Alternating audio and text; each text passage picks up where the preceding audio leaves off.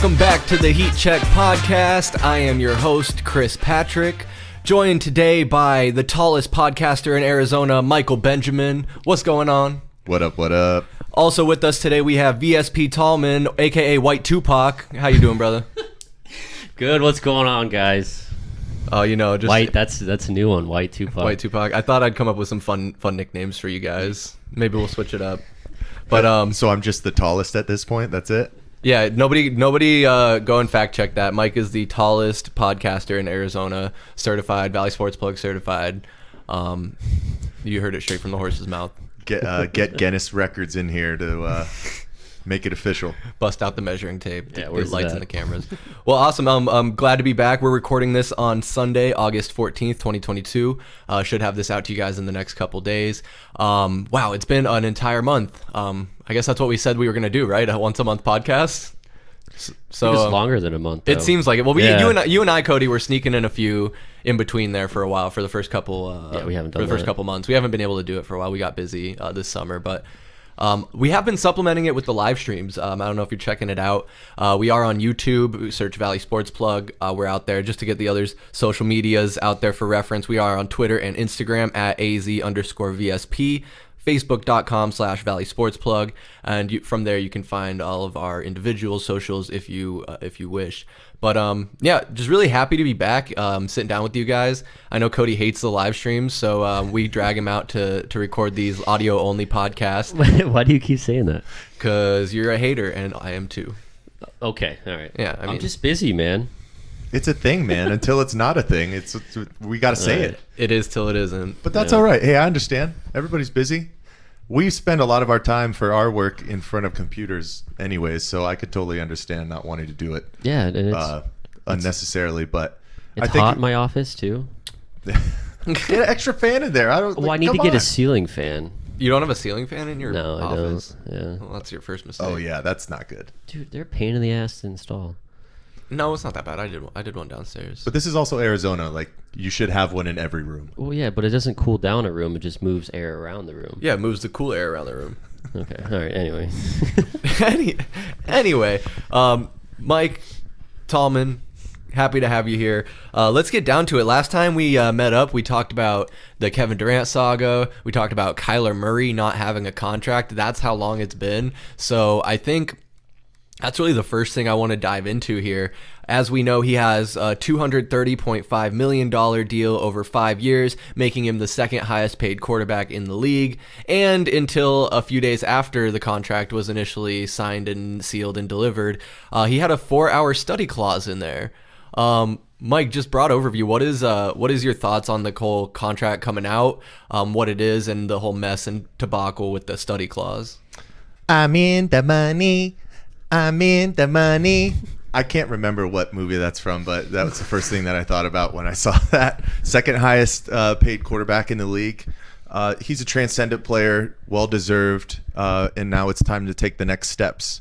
Like I was talking to you guys about beforehand, I don't know if it's his camp or the Cardinals or some people kind of getting into his ear stating, hey, it's time to take the next step optics wise, I guess you could say, in showing that you're a leader. So, we had that video come out of a poor little kid fan who had his jersey stolen at training camp, and Kyler came out same day, got the whole team, it looked like, to sign it and said, hey buddy, you got one coming your way.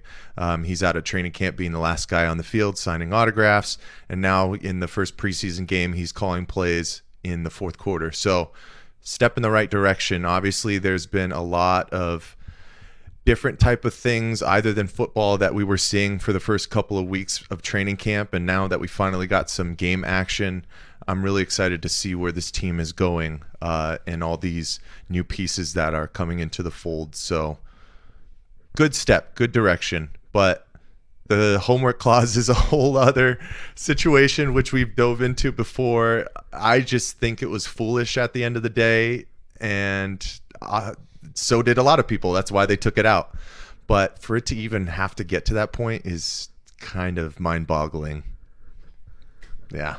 Yeah, to put that in the contract, it's one thing. Yeah, I agree. It's one thing to talk about it behind the scenes, have that be a conversation, but to put it out there in a contract, and I think for me, have so many people probably look at that contract before it was signed by everybody, from the owners, the maybe not the coach, but I think I've said that before, but just people, the agent, Kyler, his parents, his family, whoever his his group is, they probably looked at it. I mean, Cody, what did you make of it? Like, what was your perspective? Well, it was unnecessary, I would say.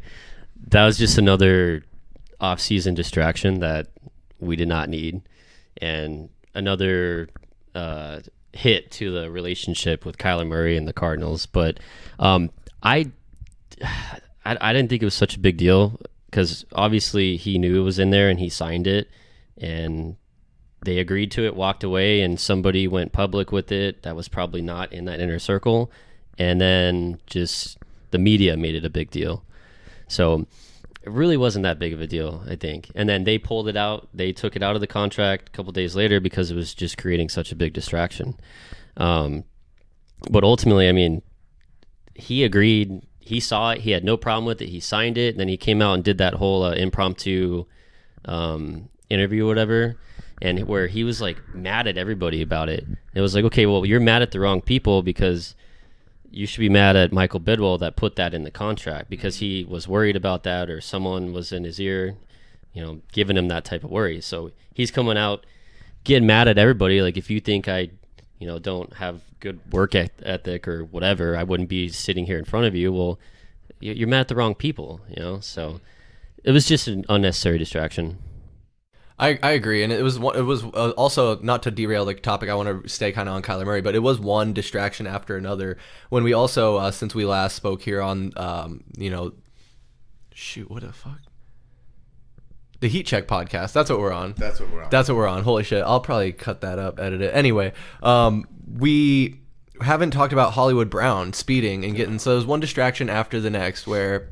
And then Rodney Hudson, he was holding out. We didn't know for sure. The Kyler Murray contract, exactly. All of this stuff. DeAndre Hopkins suspension. Him coming out and saying that the coach that got domestic violence. Yeah, exactly. Perfect example. And then just one after another. No, it's nonstop. And so I kept saying, I told Mike a couple times that we just have to get these guys playing the games, get them out there, and put those distractions behind us. And so, like Mike is pointing out with the Jersey story and with these other leadership tidbits that are coming out, it's optics wise, they're trying to rehab that and move past it, which is smart and what you want to see from your organization. But just to kind of rewind a little bit, I think that with Kyler Murray and the study clause, they wouldn't put that in there if there wasn't a valid concern perceived by all these people and agreeing on it initially before it got leaked to the public. And it was on like page 36.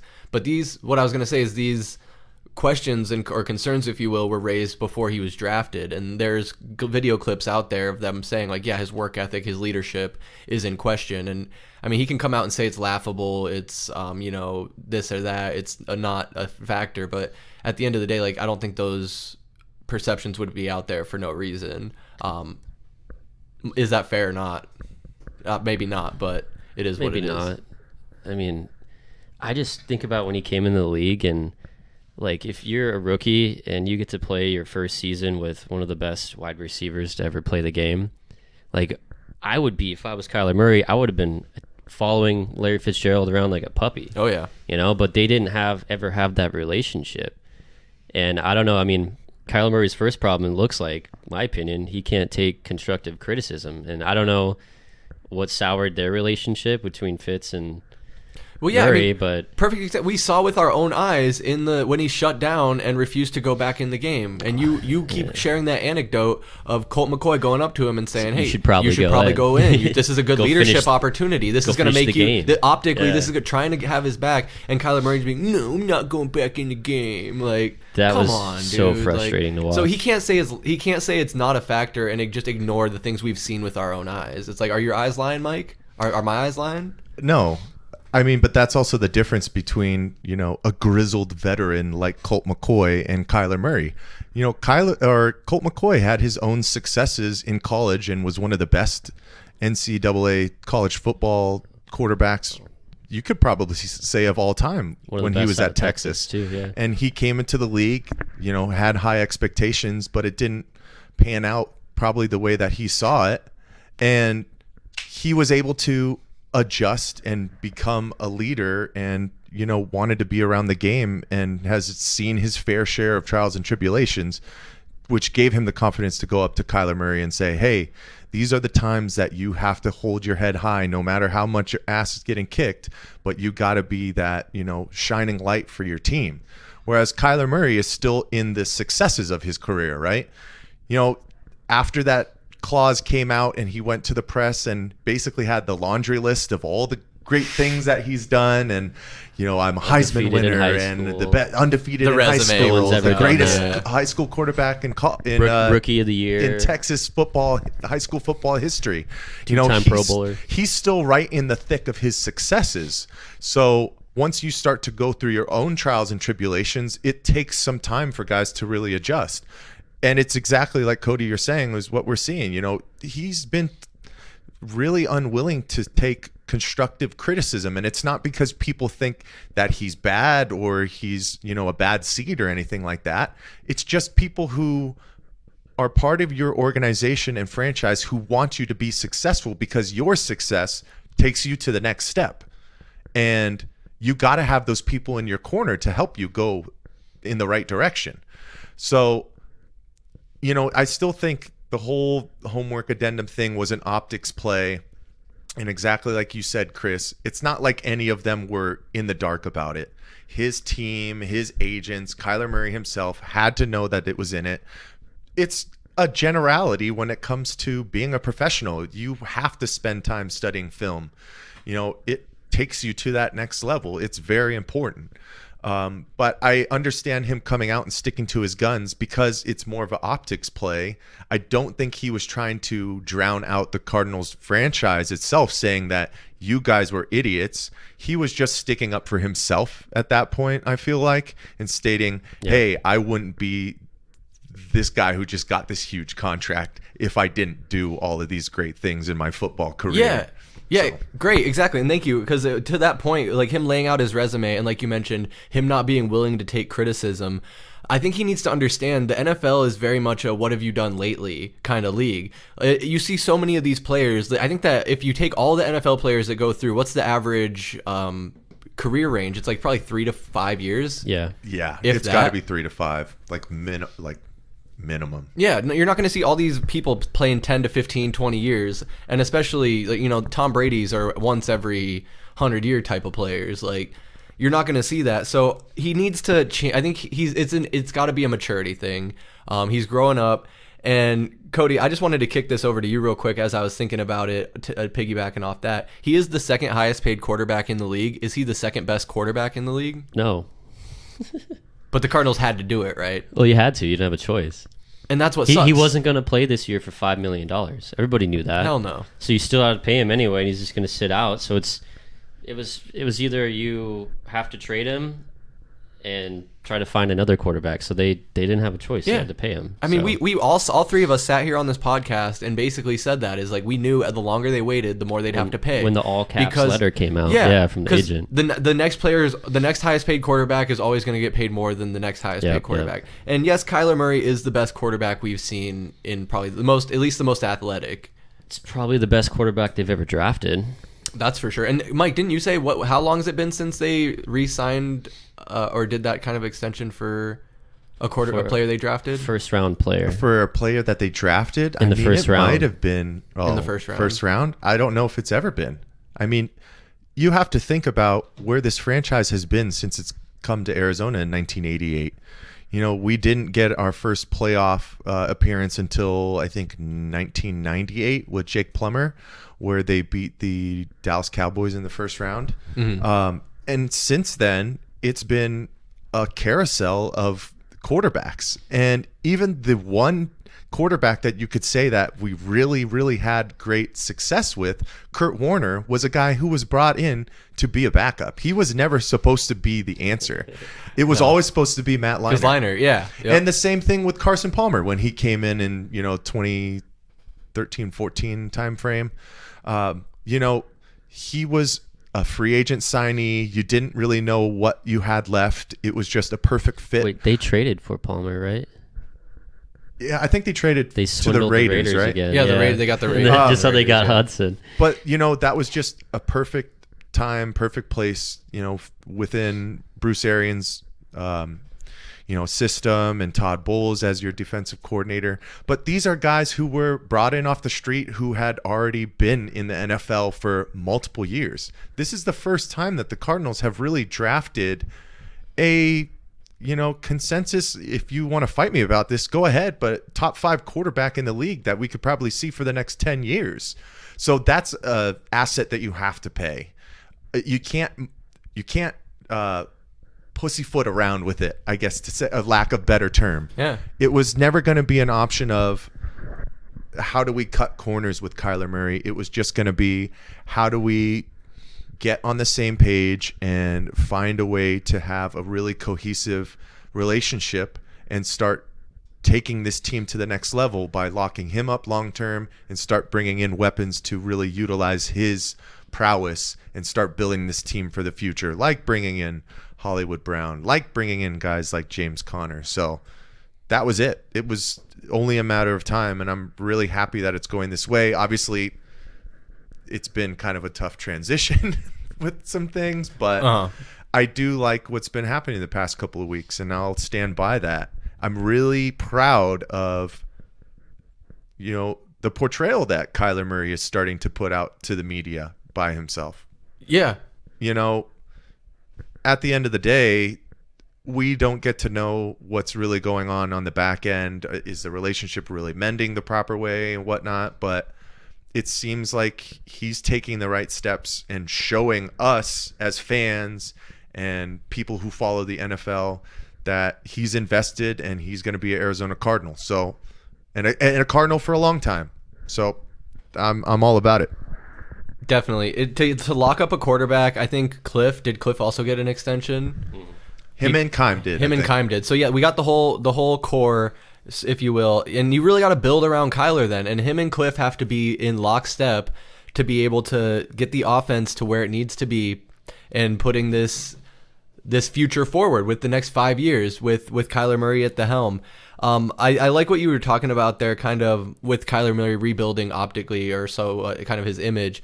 Because I mentioned that in an interview, I forget who it was with or when it was, but it was after the contract came out. He said that he kind of hated that he was the bad guy and that he had to kind of do a lot of this stuff at the direction of his agent, and the all caps letter, for example, and different things like that.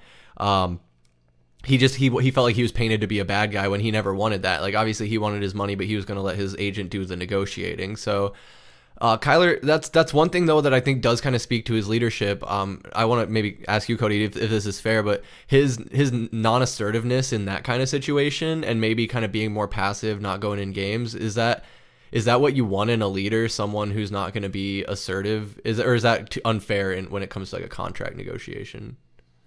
Well, it's, I don't know, hard to compare that with the play on the field. I think it's fair, though. Is that what you want in a leader? Of course not. No.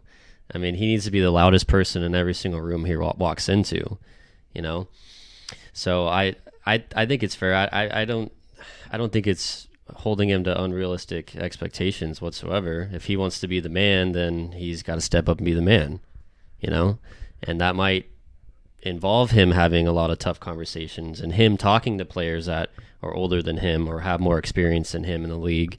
And he's just got to walk in and he's got to know that he's great, but he can't be great unless everyone around him is great. It's like going into a huddle. You hear all these like small time players when they go in a huddle with Tom Brady.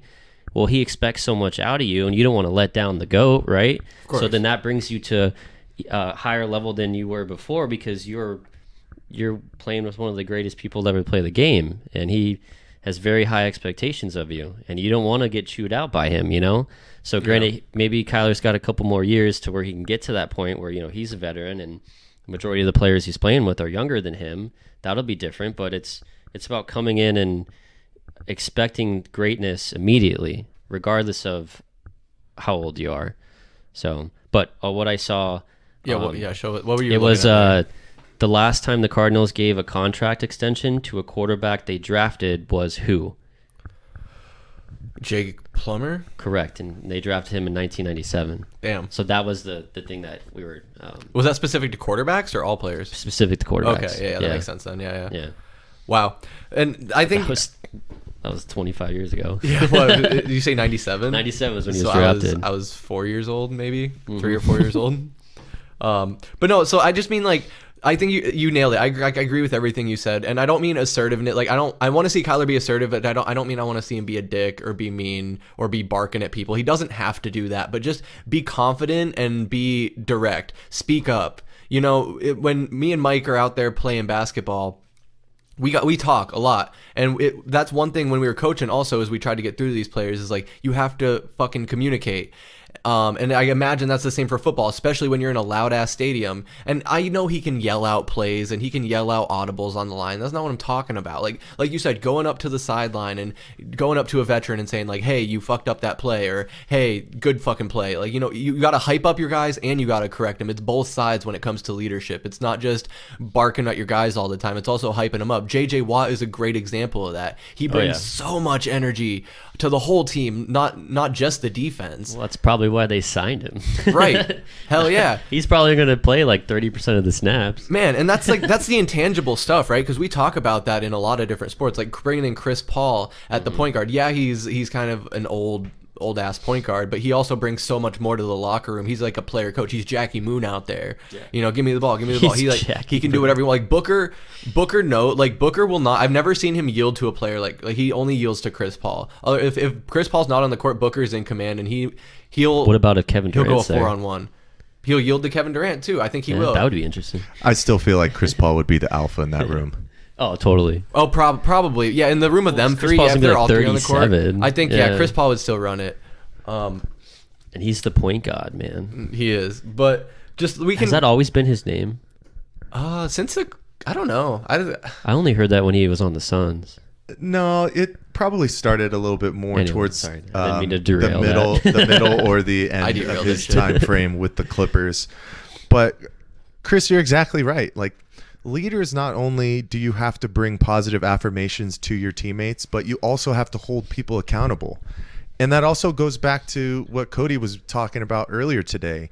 It's such a detriment that Kyler Murray didn't take advantage of the time that he had with Larry Fitzgerald, because Larry Fitzgerald, throughout his entire time in the league, has always been regarded as a consummate professional and one of the people that you really should model yourself after to be the best type of professional, right? So Larry has...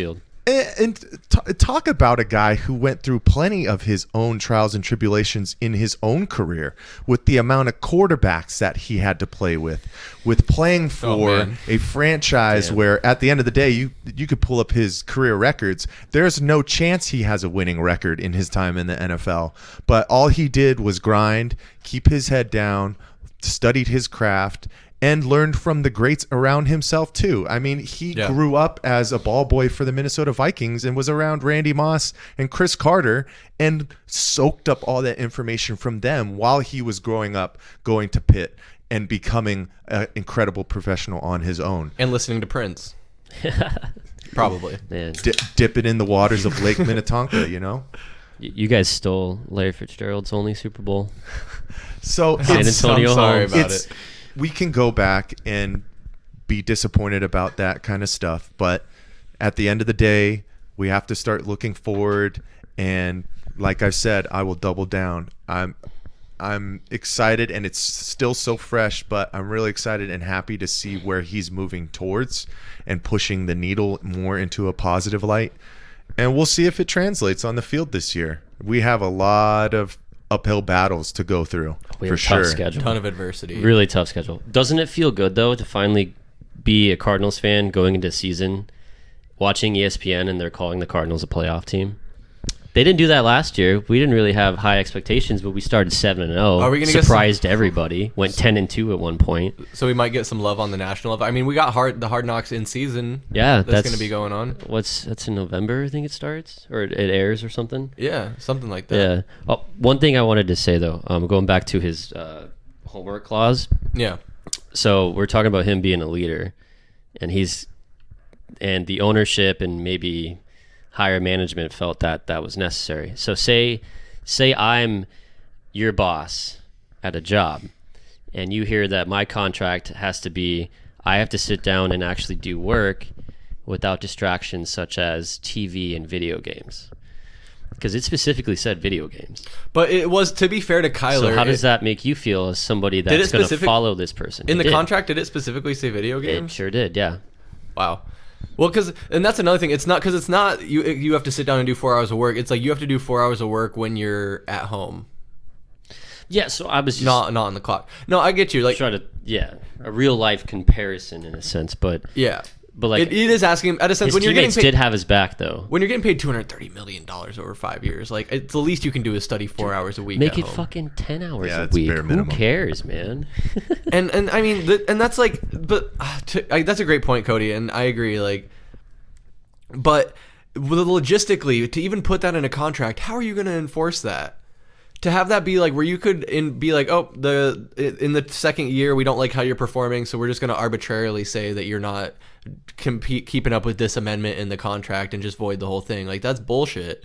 Like it just logistically, what do you, like Mike was saying, like they have for these college students that were doing these online tests, they had a program where you had to have a webcam pointed at you, and if you looked in one direction for too long, or if someone else was in the frame, or if you had anything in the background, it would like automatically fail you. Like, are they going to set Kyler up on that, where if he picks up a PlayStation controller, it's going to be like, oh, you automatically fail, motherfucker? Like, I mean, Picks up a PlayStation controller. That's the last thing. I mean, that's where I want to end. Like the last thing I want to get in on the Kyler Murray contract and just all my feelings on Kyler Murray specifically in general. We talked a bit about this before the show. I've been a heavy critic of his video game playing, and on our live streams I've pointed out how in the Washington Post they brought up how every year when Call of Duty comes out, his numbers dip, his fantasy numbers dip, his on the field number production dips. He's a big Warzone guy. I think that game's been out for like 2 going on 3 years now. It's been out in every new iteration that comes out every year, but regardless, it's new guns, new skins, all this new fun stuff that all these people love to get. One tidbit of credit I'll give him, and I do this with a heavy grain of salt. We checked before on his Twitch channel, he has not streamed in 1 month. So maybe as part of these contract negotiations, maybe something they didn't put in the contract is that he isn't allowed to stream on Twitch during the season. Because I think that's just, for me, that was something big optically and that was written about in ESPN, I think, where after the DeAndre Hopkins, the Hail Murray play, within a couple hours of that, he was at home playing Warzone on Twitch. And the reason I'm just going to say, the reason I put a grain of salt with it is because just because he's not streaming doesn't mean he's not playing. You know damn well he's still playing. Oh, he's totally playing. Without a doubt. So again, I wanted to give Kyler a little bit of credit for not streaming, maybe understanding the optics a bit more. And I do hope, last closing thought, I hope he's taking it serious. We do have an uphill battle this year coming up, and he's got to be ready to battle. And I think if he really starts taking these steps towards maturity and understanding, like, I just got paid a shit ton of money, it's time for me to give it back to the Cardinals, give it back to the Valley, and live up to that. Because if he's such a pouty baby, he's not going to like the headlines if he sucks ass, and then they should have kept that clause in there. Yeah, so excuse all my swearing, but I just get passionate about these topics. And Mike, I'll kick it to you for your last thoughts on it. Yeah, without a doubt. We're definitely in a different era for athletes, right? With everything that's changed in the NCAA, with athletes being able to sign NIL deals, there's always different sectors that athletes are diving into to kind of diversify their brand and bring in their own kind of money. So Kyler being signed with FaZe Clan, which is a gaming organization, is obviously going to bring a face that he's going to be a video game guy, right? Wait, he's actually signed to that? Mm-hmm. Yep. Official. Yeah. Him and Bronny James, and they've definitely Bronny started too? to expand Oh, into the athlete realm a little bit more. But that's good, right? It's been a month since he hasn't streamed. What started about a month ago? Training camp started about a month ago. So that means that he's focused in on football and getting prepared for this next season. the other thing you have to think about for Kyler Murray as well is he strikes me as a guy who wants to be a fan favorite. He wants to be liked. He wants to be adored.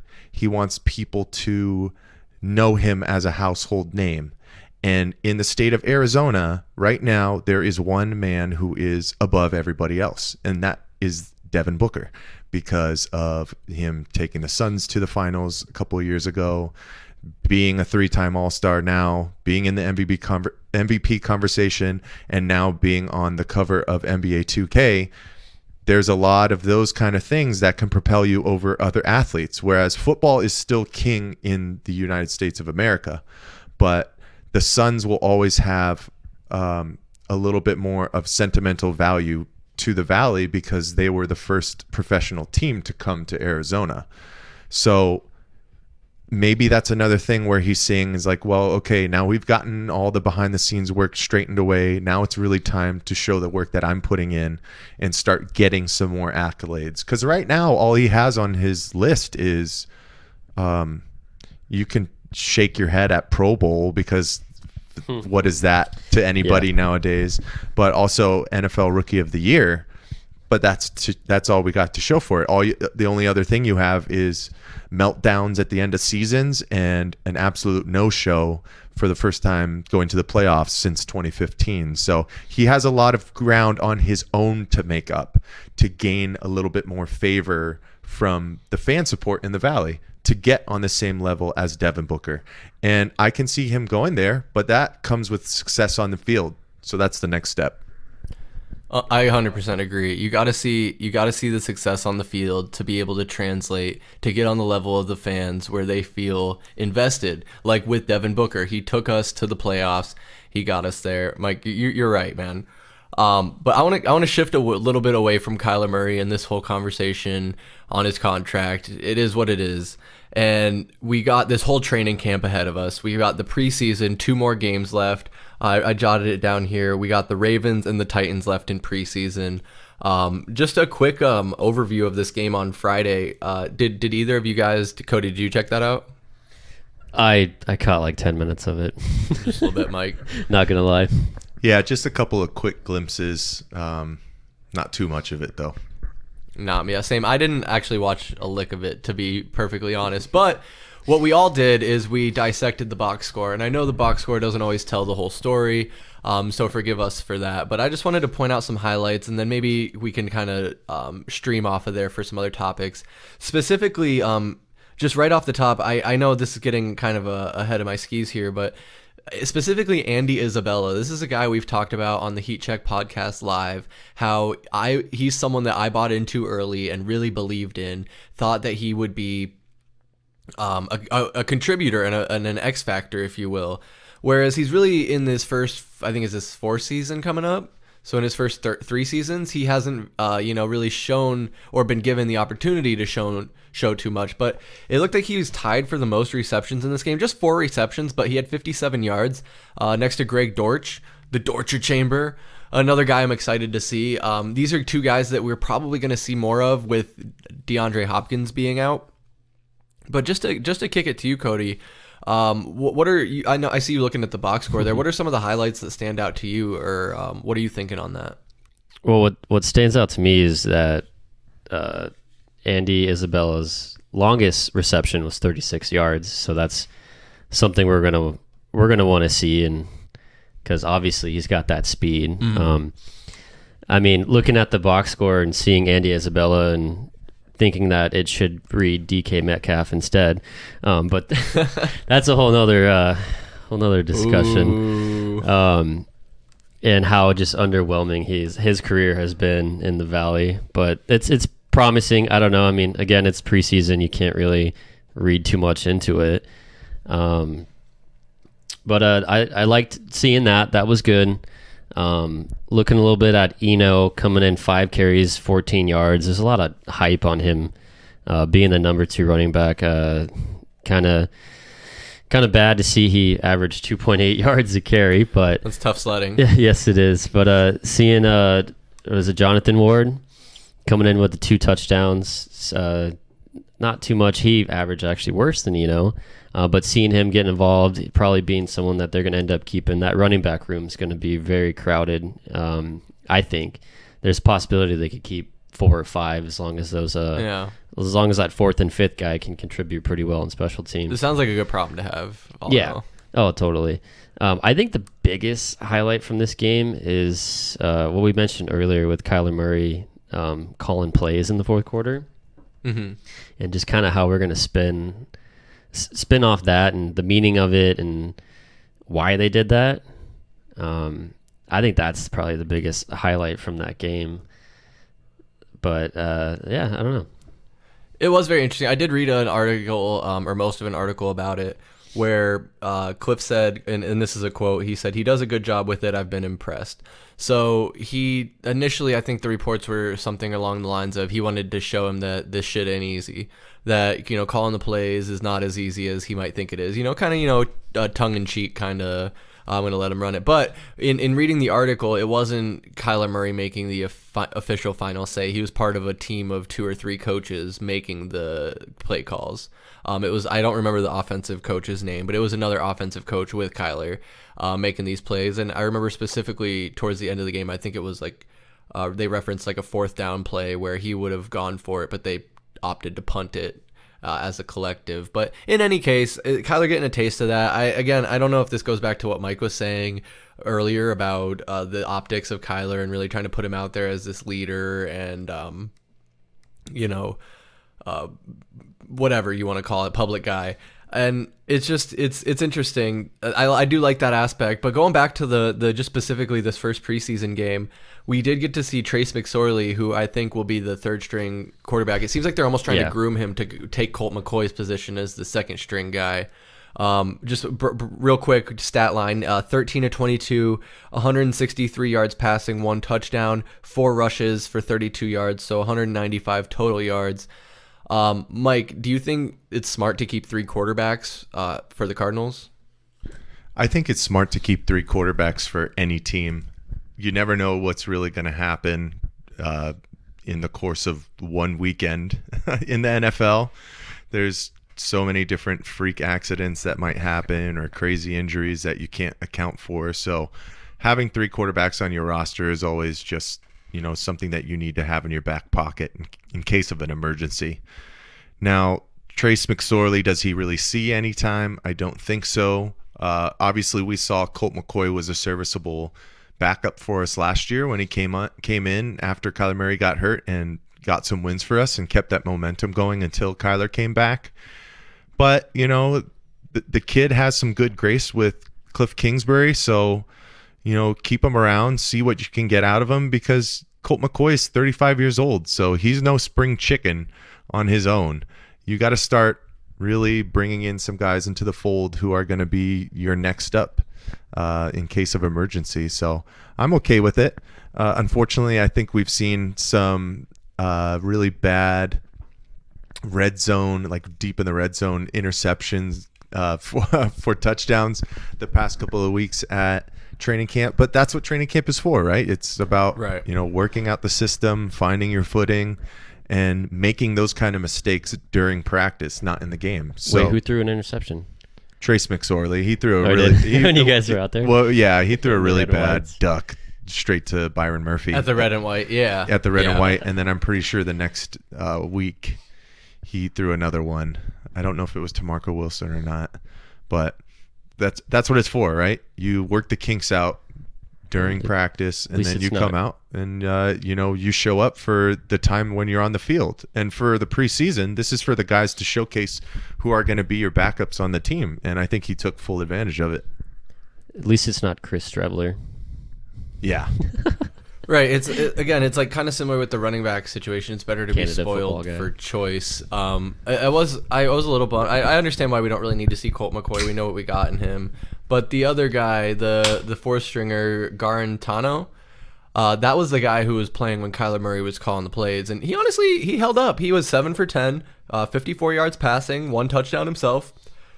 He took 1 sack for a 10-yard loss, but otherwise pretty good.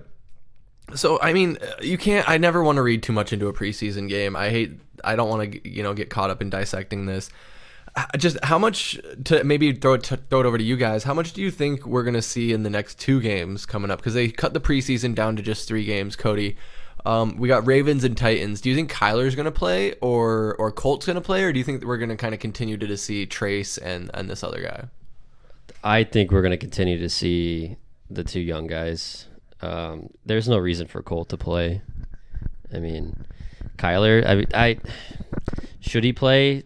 Yeah, maybe he should play a series or maybe 2. A drive or a quarter. In the last game. But other than that, I don't think there's really a need for him to play.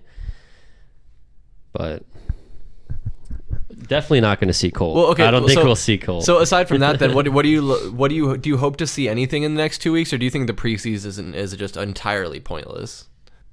Well, it's pointless for who you're going to run out there week 1, but it's not pointless for the third stringer, 4th stringer guys that are going to fill in your special team. So it's got purpose to it, and then of course from a business standpoint, they're making money off of it. So it's never going to go away. But when it comes to them being, I don't know. I mean, I don't think they have to go play a full preseason game to be football ready week 1.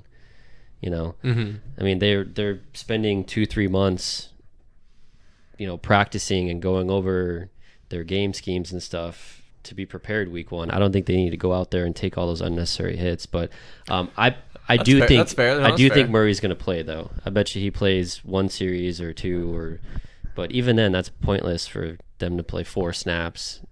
Yeah. No, I feel you. But what I'm wondering, and maybe Mike, you can help me answer this, is what I'm trying to say is, what are you wanting to see? Do you want to see Greg Dortch getting more receptions? Do you want to see Andy Isabella continuing to get these grabs, getting those 36-yard receptions? I get what you're saying about the unnecessary hits, and maybe the preseason is a lot unnecessary. When we were at the red and white practice, it very much looked like a walkthrough. It was 2-hand touch. I don't think I understand why they're not getting a lot of contact, and I can't knock them, but it's like, then why do we even do this? Like, let's just have them practice, and then let's go into the regular season. We got Chiefs week 1. We got a very serious, tough schedule to start the season with. Why do we need these kind of games? So, Mike, is there anything you're looking to see, or what is your kind of perspective on these last 2 preseason games? You guys bring up so many great points that I wanted to touch on within this. Obviously, the league has changed from their transition to 17 regular season games and cutting down to 3 because themselves, they understand that the preseason is kind of a moot point, whatever the phrase is, whatever you want to say. It's really built for, who's going to be your special teamers, who are those guys who are going to, hopefully get you over the hump from your main guys that are going to be able to produce on the field. Your James Connors, your Marquise Browns, your Kyler Murrays. I'm really take his driver's license away. I'm really hoping to see what we can, get out of Andy Isabella. This is his perfect time to step up and, continue to make a contribution, because I hope he can still be in this wide receiver room. And in these first 6 weeks, if we have some more weapons to go along with Hollywood Brown, who's still getting over his hamstring injury, who I hope we don't see in the regular season, to be honest with you. More reps for those guys is perfect. What we talked about too is the preseason necessary for your main guys? They're staying in shape year round. Professional sports is all about being ready for your opportunity when you get it. And a lot of guys are staying in shape and ready to go when the iron strikes hot there. Obviously, it's going to take a couple of times getting hit. Kyler Murray stepping back and getting sacked and getting knocked around a little bit before, you're really in it and it's go time. But a lot of preseason football, and from what we can see from training camp, your guys in the trenches are working on their one-on-one matchups and, already hitting each other. So when it comes down to the game time, they're ready to go. It's more your skill position guys who, probably aren't getting the true contact that they might need, but I can see it happening in the first 2 weeks and you're ready to go from then. So I don't need to see Kyler Murray in the preseason. I don't need to see James Conner. I don't think so. You know, I don't, Definitely not Conner. I don't need to see our main quarterback. Actually, I'd probably like to see our cornerbacks on the field, making sure that they're getting proper work, because that's one of the question marks that the Cardinals have right now. But this is all just about filling in your team and seeing who's going to be those last, 10 pieces to fill out your 53-man roster. So they're doing it the right way. They're just, holding down the fort until the Kansas City Chiefs come in. It's at home, right? That first game? Or is it in Kansas City? I just had I it think pulled it up. is. I think it is, yeah. No, but Mike, yeah, that's a great point. You want to get these skill position guys their looks. You want to get a look at what they're going to be like, and that's why I'm kind of personally excited about Isabella. I think you bring up a great point. Like, it is at home. Okay, so Chiefs at home week 1, and that's great. I think that gives us a fighting chance, and that would be a statement win if we open the season down DeAndre Hopkins. I was just thinking while you were speaking there, DeAndre Hopkins could technically play in the preseason games, right? Or is it just that he's allowed to be in practice? He's allowed to practice, yeah. But can he play in the preseason games? I think so. But I think he can play in preseason. I mean, he games, doesn't right? even practice, so I don't think he's going to play in the preseason. Well, he does practice, doesn't he? Well, yeah, but he always gets that veteran day off on Wednesdays, and well, of course. all I mean, that. he showed up day 1. He was in great shape, but I don't know. I am excited to see what the final 53-man roster is going to look like. I think we're going to have 3 QBs, like you said, Cody. I think we're going to have a lot of running backs. We're going to have to be deep at wide receiver to start. But that's going to keep in mind, that's going to stretch other positions thin as you overload the offensive side of the ball.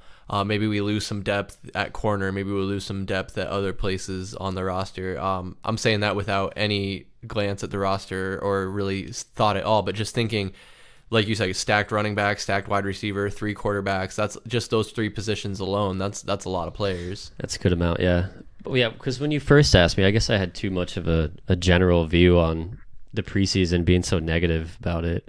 But because you were being specific, like what players do you want to see, right? Yeah. Well, yeah, maybe what players do you want to see? What do you want to see them? How do you want to see them progress? Yeah. So one person that does come to mind, Mike did say the corners, where what do you want to see in the next 2 games? You want to see Marco Wilson out there, who is potentially going to be our number 2 corner, or they want to keep Murphy as the nickel, so he might be your top corner on the outside. So that's who you're going to want to see.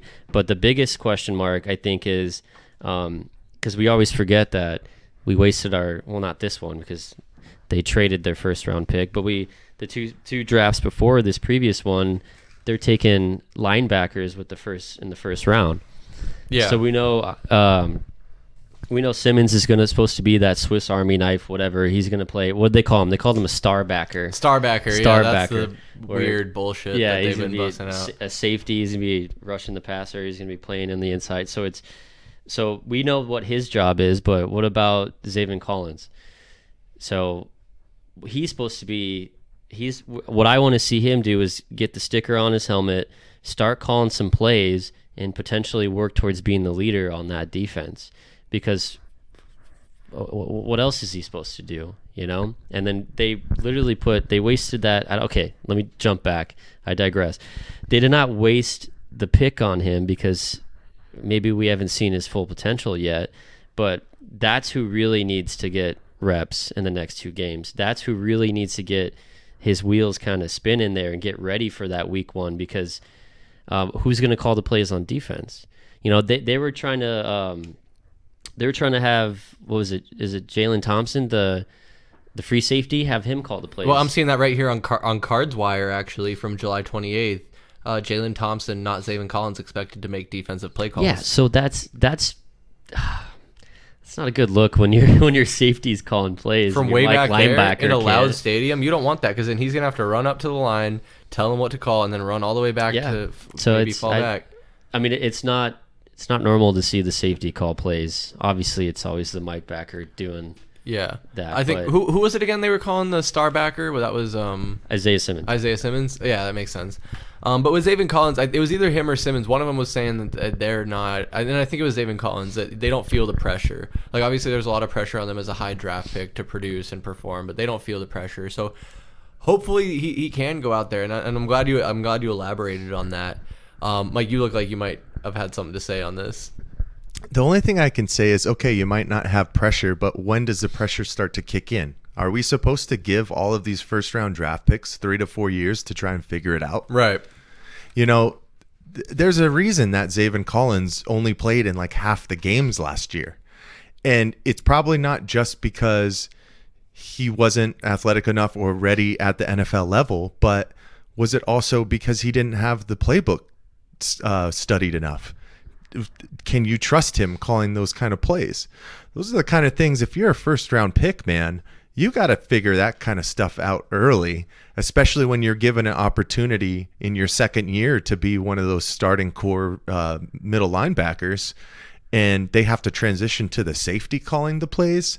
That's kind of crazy, man. And obviously, we've talked about this in the past before. Drafts are such a crapshoot, but there's a reason that the Cardinals drafted him, because they had trust in him. So at what point do you have to pass the keys over and say, hey, okay, drive the bus and get us there? I think this is the point for both of those guys, specifically Isaiah Simmons and Zaven Collins, where we're almost out of time. You know, Marcus Golden is on his second stint with the Cardinals. He was here and gone and back now again. You know, he's an edge rusher now, especially that Chandler Jones is gone. Who else are you filling in? Is it Vallejo? Is it, you know, other guys that are continuously getting torched, it seems like, on Twitter every other day that I'm seeing? Like, the foundational pieces for a great defense are always your linebackers, and it's time for them to step up. That's really all I can say about that. I'm over here shaking my head that Jalen Thompson has to be calling plays. That's ridiculous, man. It is. It's Zach Allen's the other guy that we need to see a big year out of. Zach Allen, yeah. Yeah, because, you know, like we said earlier, J.J. Watt's only going to play like 30% of the plays. I want him to stay healthy, because snaps. we're going to need him if we're going to make a playoff push, if we're serious about being a Super Bowl contender, we need guys like J.J. Watt to be healthy. We need all of our core players, and it's known. It's just that you can write it in every season. A team's going to get injuries. Guys are going to go out. But and it's always, every team says it, next man up, next man up. I don't know, looking at our depth at a lot of these positions, I don't know how much confidence I have in that next man up mentality. So if it takes monitoring his reps, monitoring his I'm trying to put that, because I know I'm thinking about this from a basketball mindset, but like, maybe like keeping him out of drives, you know, monitoring how many snaps he's taking, the snap count. Yeah, that's what I'm thinking of. I don't know if that's what they call it on defense, but either way, on the last thing I'll say is defense, offense. I want to see a healthy squad ready to perform at the end of the season. So I don't really put too much stock in this preseason. I don't want to see Kyler Murray, DeAndre Hopkins, J.J. Watt. They can all just chill and then come ready to play week 1 against the Chiefs. And to piggyback off of that, I don't think we're going to have another Heat Check podcast until after the first week of the Cardinals season. Valley Sports Plug, we have a fantasy football draft coming up. We've been doing this league for going on a decade. People have come and gone, but Michael Benjamin is with us. We have a trophy. It's a lot of fun. We're looking at how we might be able to live stream some of that content. Like I said, we're on YouTube with Valley Sports Plug, on all those other social media platforms, Twitter and Instagram at AZ_VSP. Mike had to make sure I get that right. And Facebook.com/Valley Sports Plug are the main places you can find us right now. But within that, like I'm doing this hard transition here with following these other social media platforms we have, and wherever you might be listening to us now, whether it's Spotify or YouTube, Apple Podcasts. We also have Past the Outlet. Me and Mike Benjamin just started this up. We are going to be talking about all things basketball related. We have NBA, college, youth sports. We started our first episode just this week. Michael was talking about his sports, or his basketball journey, his sports journey in general, and just his love for the game and everything. So on episode 2 coming up, we're going to be diving into my journey, and then from there, we're hoping to have some guests on and just have a good time with it. Mike, did you just real quick want to say anything about Past the Outlet or anything we got in the works? No, it was definitely a fun first episode. That will probably be primarily in a streaming format, live stream, because we have some cool segments that we want to, keep incorporated like Reddit Reacts, the outlet point guard, and probably another thing that will kind of got in the mix going forward, but it'll be a great outlet to have, some people who really love basketball on and talk about their experiences and journeys. And I hope you guys join us. Most definitely. So really excited about everything we got in the works. Again, that's Past the Outlet. Me and Mike are going to be talking a ton about basketball. We're still, of course, bringing you the Heat Check podcast once a month guaranteed in this audio-only forum where me, Tallman VSP, and Michael Benjamin sit down and we talk about everything Valley Sports Plug, just real broad overview and kind of break it all down. But within that, also, like Mike was saying, we have the Valley Sports Plug Heat Check podcast live that we do almost once a week. I think we've been pretty consistent with trying to get one out to you guys.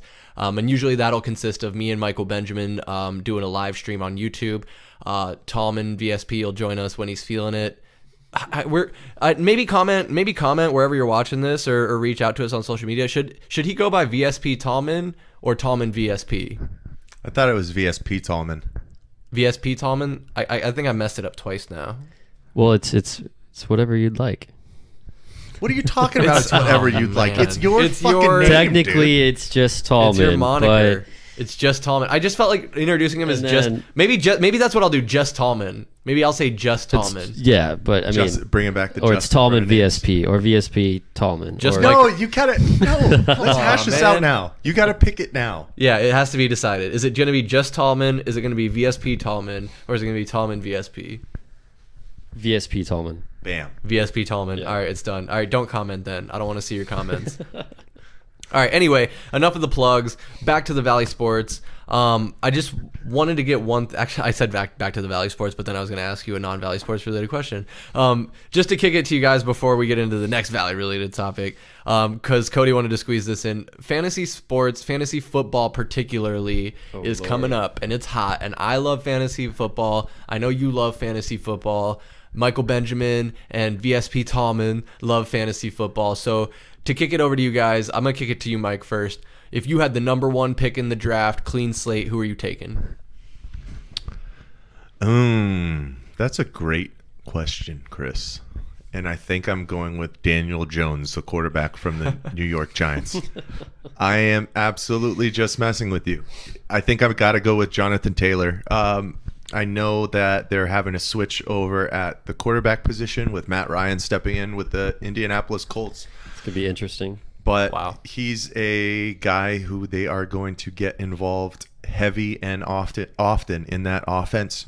He's going to, carry the ball 20 plus times a game, probably see at least 5 receptions a game coming out of the backfield. So if you're in a PPR league, he is a dream to have. So I will be gladly keeping him this year because in our league, we have a keeper league. That is right. We used to do 2 keepers. Now We we've do narrowed have it down one. to 1. Just I one. do like the 1 keeper. So you really got to dissect where your yeah. team is at, with the one guy you have and be a little bit more strategic where back in the day, if you had 2 good running backs from the last year, you'd just keep You just both keep of them. it. Yeah. You got to keep what, Saquon and Ezekiel Elliott? Yeah, You for a got stretch I screwed. did. It didn't really work out for him. That one if year, you guys remember. Oh, you have Derrick Henry, though, so. Yeah, well, I guess I'll take the ball there, and I'm glad you brought that up because you guys, if we do end up doing some content for this draft we have coming up, you might see some insight on it. It is a 1 keeper dynasty, down from 2, like he said. But yeah, I have Derrick Henry on my squad. I have to choose between him you and have Najee Najee, Harris. yeah. And I am a Steelers fan. Admittedly, so I am kind of leaning towards Najee. Honestly, I kind of forgot I had Derrick Henry because he was injured at the end of last season Yeah, and yeah. just kind of chilling out in my injured spot. So I actually You have James some Conner, hard too. decisions to make because I was literally, while I was thinking about this, looking at it, I was gonna say if I had the number 1 pick, I might consider taking Derrick Henry. So You would? he's coming off the injury, he is, but the Titans are a good squad. Ryan Tannehill is still at the helm, but they don't have quite their footing in the receiving game. So I think he's going to take a brunt of the carries like he did in 2020, 2019. Do you want to hear the top 5 running backs on Yahoo? I bet I could name him. All right, who's number 1? Jonathan Taylor. Yep, number 2. Austin Eckler. Yep. Derrick Henry. Number 3? No, McCaffrey. McCaffrey, then Derrick Henry's Henry. 4. Who's 5th? 5th is Joe Mixon. Yes. Wow. Did you just look at this list? Did you see that already? Yeah, I think I was peeking at Oh, it. you son of a bitch. I was about to be over here giving you mad I props, was but you gonna already say, just holy- looked it up. Yeah, Whatever. Okay. We'll still give you a little bit of props. That's I good. did forget McCaffrey there. I had a brain So- fart on that. I was about to say, you just pulled Austin Eckler out of your ass, Yeah. man. Like, I know that So he's on I don't. He's I don't pretty believe. To good be fair, I don't past believe in couple of years, Austin but- Eckler. But do you know how like underwhelming that would be if I kept Austin Eckler? I wouldn't feel good about it. It's not a sexy play, that's No. for sure. But then it's like if I don't keep him, then I have to keep Joe Mixon. Well, 'cause Anyway, who was the other running back in on the Chargers? I was gonna say San Diego on the Los Angeles Chargers. Who was the because they had a kind of a 2 running back. oh, he's thing on going Gordon. Oh, Melvin Gordon. Melvin Gordon. Yeah, But he's there on the wasn't there Broncos another guy now. after that. That was the 2. Oh, maybe that was. I don't know then. Yeah, but then there was another guy because I think Eckler was out, and there's some other random guy. That's how it always goes. Like, Yeah. like I was saying earlier, like there's always injuries, but like Alfred Blue. Alfred Blue, yeah, He got out of the like- blue. he got Was like that 3 after Arian Foster got? Yeah, the did tight- those yeah. days. But It's a anyway, throwback. that's interesting to know. Did you say who you would take if you had the number 1 overall pick? Oh, no. with a clean slate. It's totally Jonathan Taylor. I think so. I do. I will say Derrick Henry is. I don't know. intriguing. After that, it's Because McCaffrey's, you would think McCaffrey, but he's not he's shown made that of he's made of glass. yeah, he's Anthony Davis of football. It's a good comparison. That's mean, isn't it? Yeah, I don't know. And then it's about that offense too. Like with Mayfield's going to be the starter, so McCaffrey might That's get interesting. a lot of looks, but he's been hurt like the last 2 seasons, right? Yeah, the consistency just isn't there with Yeah, him. he gets All right, name the number 6 running back. the number 6 running back. Yeah. James Conner. Najee Harris. No, DeAndre Swift. Oh, what? Oh, yeah. I've been hearing Is he a on the lot of Lions? people propping Yeah. him up this year that he's going to have a breakout season. But what's up with Leonard Fournette being number 8? Number 8? Dude, it's surprised. Leonard Fournette is surprisingly not as old as you think he is. I think he's like he's younger than us. 27. Yeah. Yeah, remember we were talking shit. You're like, what? He's like 30, 31. You're like, oh no, he's younger than us. Nope. It's all about what you can do out of the passing game, too. And Leonard can still, he can get you 3 to 4 catches. So a lot of leagues out there are PPRs. So that's just, added bonus to your team. That's why you see guys like Austin Eckler being the number 2, fantasy running back. He catches a lot of. Derrick Henry is balls number out of the 3 backfield. just because of the sheer volume that he gets, and he carries the Yep. ball 25 to 30 times a game, which he has to for the Titans to even be successful. Yeah, exactly, and that's what I was kind of alluding to is he's gonna have to get a lot of touches, so he's gonna rely on him staying healthy, and I guess you can really say that about any running back Chris, or any position player. Don't take Najee Harris. Wait, you're not going to keep Jamar Chase, Mike? Don't take Najee Harris, Chris. Fuck you. Wait, so we're going off of the draft orders off of How the last season ended. Okay. Yeah, and who won last season? We don't talk about it. Maybe we'll put Mike. You should post the trophy on Instagram as like a build up. I'll put it up there. Absolutely. I'll take a photo of who won it last year, and who was that? I don't. What was Wasn't what was me. the team name? I'm in the money. I'm in the money. All right, Michael Benjamin might have won the league last You're year. damn right.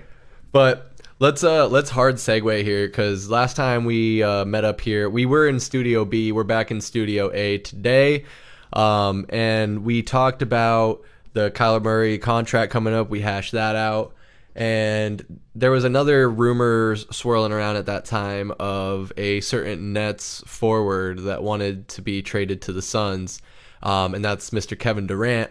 Those rumors have not subsided, and even he's doubled down, telling the organization to pick between him or Steve Nash and Sean Marks, and the owner came out and unequivocally stated that he is in support of his GM and coach. So, Mike, I want to ask you, what's going to happen when the season comes? Is Kevin Durant going to play for the Nets, or is he going to hold out until he gets traded where he wants to go? I am so confused at what is going on now. I am in the clouds. I don't know what's happening anymore. I think one of the things that we talked about last time was my thought process was going to be he was basically going to tell the Nets organization that he wasn't going to play for them anymore. and he needed to be traded within a certain time frame, or he would just sit. But for him to go out and state that it's either him or the head coach and the GM is just a new wrinkle that it wasn't even in my realm of thinking. I didn't think that it would be on the table for that. Is that another way for him forcing his way out of Brooklyn? I think so, because overall, I don't think he wants to be there. I'm not sure that he has any trust with, the organization bringing in Ben Simmons. I don't know what his relationship is like with Kyrie at this point, but all I know is apparently KD was in the Valley on Friday, and he might have just been getting some burros, because I've heard that that's like that's the big meme in Suns Twitter, that's the spot that he goes, or what he likes, or something like that. Is it some burros, or is it Filiberto's? Was it Filiberto? There's too many, Bertos and burros and Mexican like fast food restaurants out here in Arizona to keep track of anymore. But I think that he will not be on the Nets come training camp. I think that there's too many moving pieces, especially now that Joe Tsai, the owner for the Brooklyn Nets, has basically doubled down and stated that he's in support of his coach and GM, and they probably got the wheels turning and are fielding multiple phone calls about possible movement of Kevin Durant. The one thing that I do start to get a little bit worried about is the Phoenix Suns' position and ability to bring in Kevin Durant with the re-signing of DeAndre Ayton, just because that max spot is, allocated to him as well, and Kevin Durant has such a huge contract. What are you going to have to give up if you're the Phoenix Suns? I think the only way you can get it done, and I know a lot of people have already talked about this, and we've talked about it to death, but it has to be a 3 or 4 team trade where another big all-star, like maybe the Utah Jazz's Donovan Mitchell being shipped to Brooklyn, our picks going to Utah because they are really invested in trying to build their future, and then a couple of our side piece guys like maybe a Cam Johnson, Jay Crowder, campaign. Hopefully you don't have to mortgage the farm in order to bring him in, because we are too late into the game at this point to try and hemorrhage the farm just for Kevin Durant. If you have to ship off 4 or 5 of your key pieces of your bench, you are not setting yourself up for success, and the Suns will not be better next year just by bringing him in. It will be a detriment to this team if you have to get rid of the entire core. And I'm talking about even guys like Dario Saric, because I hope that he can come back in and be a featured piece to that second unit. If you have to give up campaign and a Cam Johnson and a Dario Saric and a Jay Crowder and a Torrey Craig, that's out of line. And at this point, the Suns shouldn't even have to think about that, because all the cards are on the table that Kevin Durant has said, you get me the hell out of Brooklyn and you figure out how to do it now. So it should be in the favor of the Suns. But Brooklyn still holds the cards, and they're going to want some key pieces coming back to them. So that's why you got to get some other partners involved. But we're in the dog days of summer, as a lot of people would say, and this is the only big NBA news that we got going on, and fortunately it's something that is Phoenix Suns related, and I'm still under the impression that the Phoenix Suns are going to figure this out, and they're going to be able to bring Kevin Durant here because he wants to be here. He wants to play with Devin Booker, and let's get it done. Yeah, it seems like it's still trending in that direction.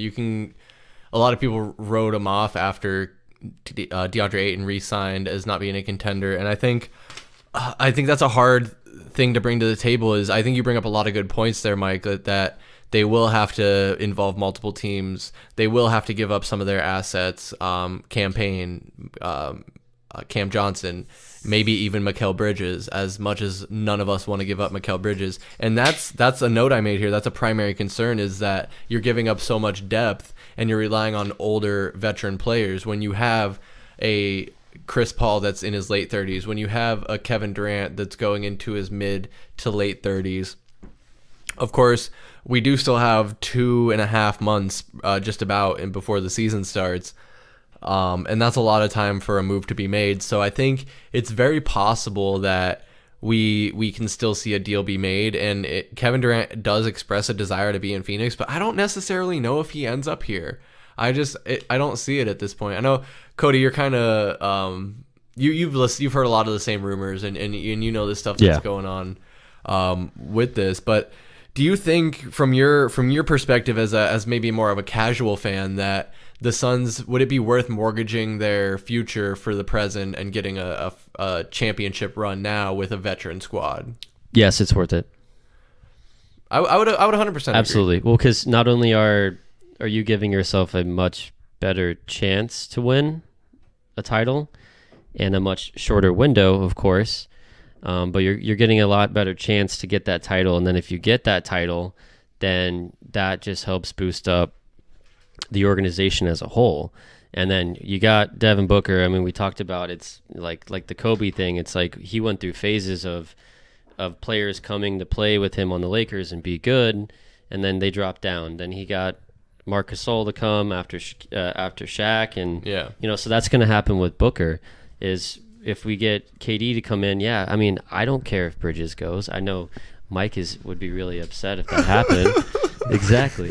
So it's like, you're going to trade Bridges for Kevin Durant? Hell yeah, let's do it. Then if we win, even if we win just one title, it's worth it. And then KD retires. They end up trading Ayton away because it's going to happen. We probably all can agree that he'll probably get traded. I don't think he finishes his whole career with Phoenix.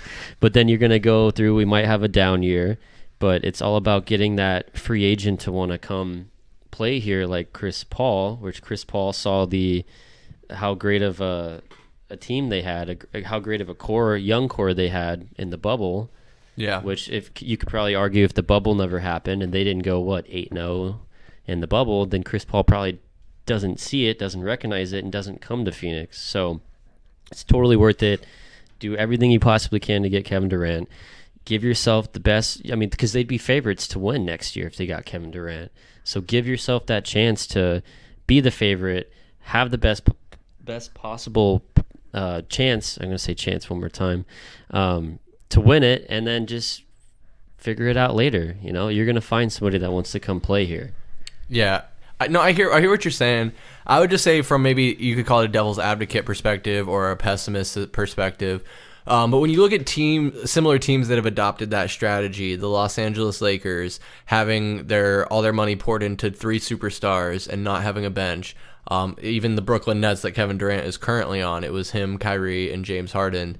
Also, you can argue Blake Griffin and a few DeAndre Jordan. Drummond. Did they bring in Drummond? No, who was it? Yeah, it was Drummond, right? Drummond or Jordan? I don't remember. But either way, those even... Where's Kruger at? The Nets, yeah. They brought in both. Yeah, both. Oh, Drummond and both? Jordan. Oh, okay. Yeah. Great. Even better. So they go all in on these guys, and then they have no depth. And then they're older guys as well, so they're injured and banged up. So when it really matters...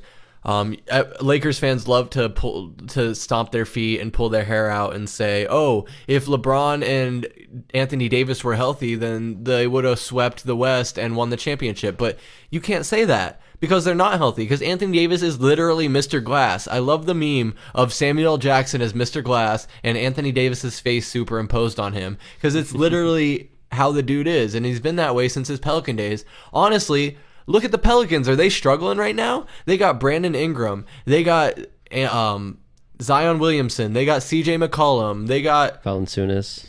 What is his name? Valanciunas.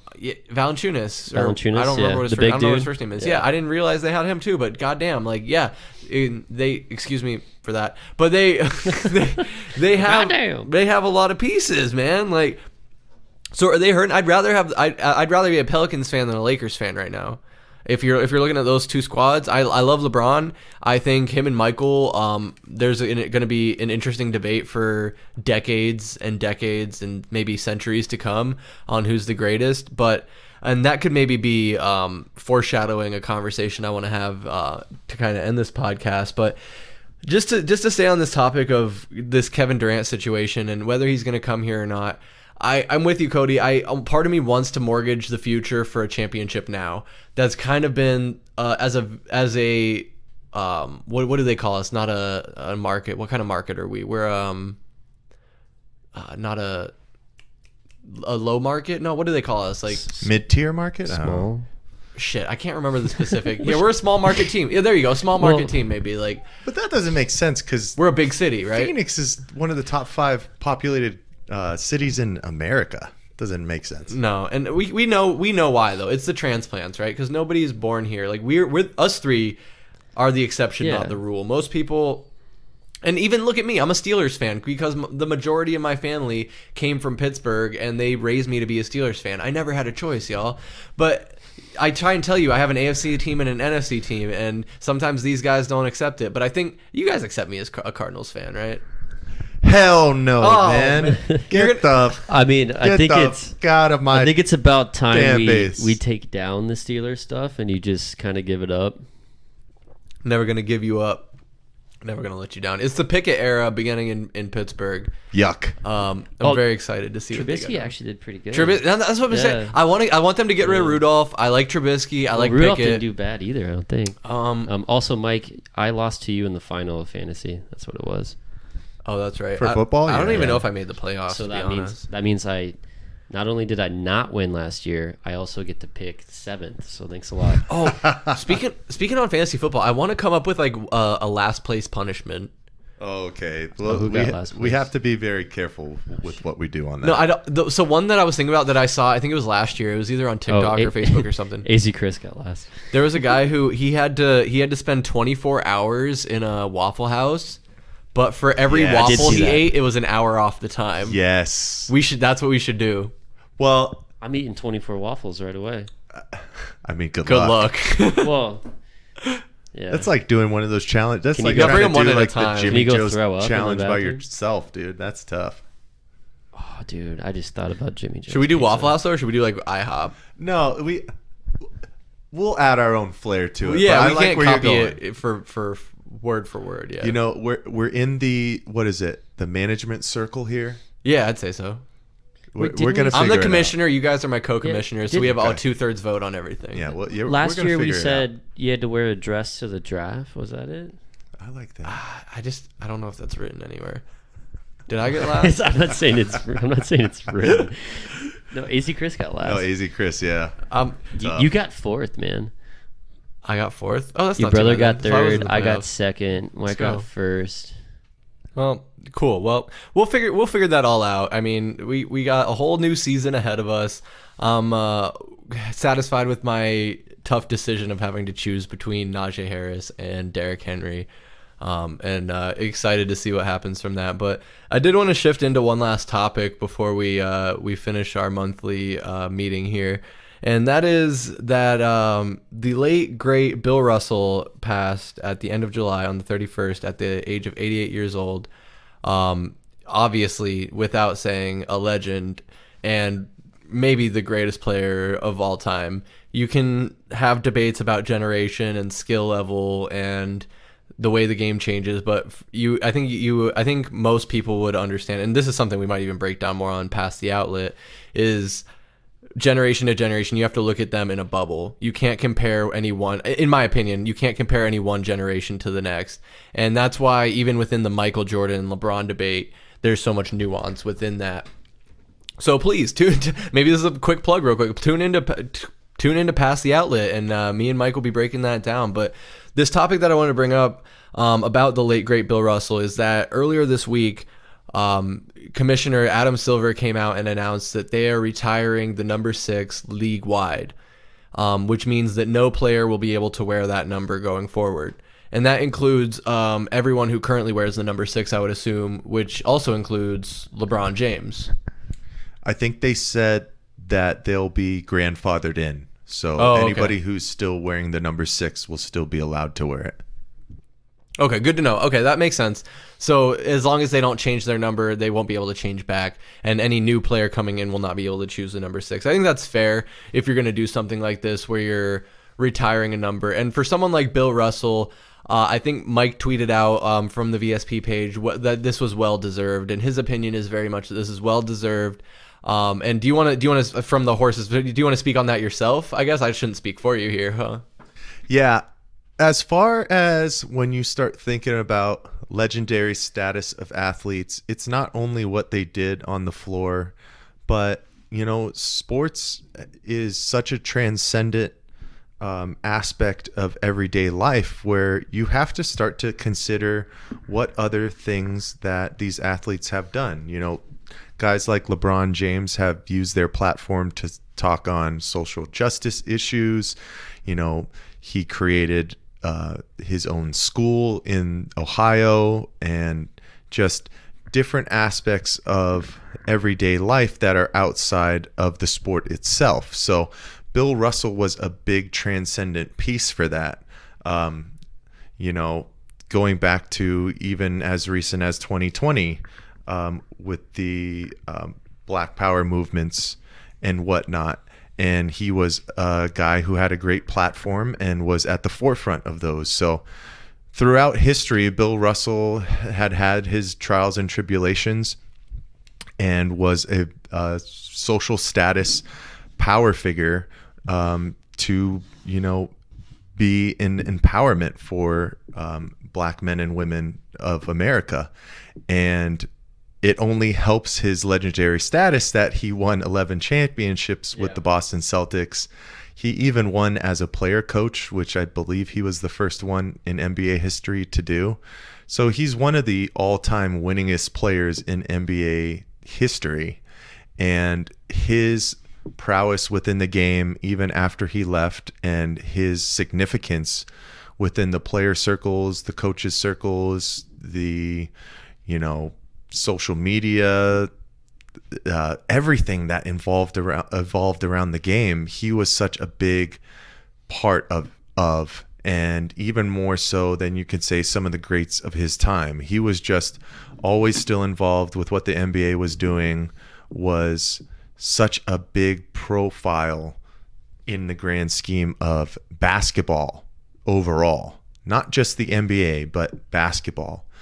I thought that it was more than well-deserved for the NBA to come out, and how quickly they did it as well was just significance to how much he meant to the NBA and to the players and everybody that's involved. So I think that it's well-deserved, and it can spark a whole different conversation when it comes to what are you looking at when it comes to retiring numbers.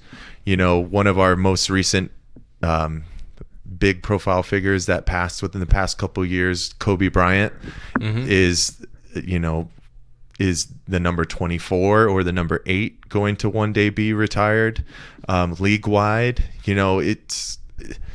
There's great conversations that can be had from that, but I just think that it was a no-brainer because of how big of a profile he was for the creation of the NBA, and the mergers from the ABA and the really beginnings of the NBA. He is one of the true last legends that was around, and now that he's passed, they're just trying to immortalize him, and I'm all for it, man. But I will definitely pass the conversation over to you two.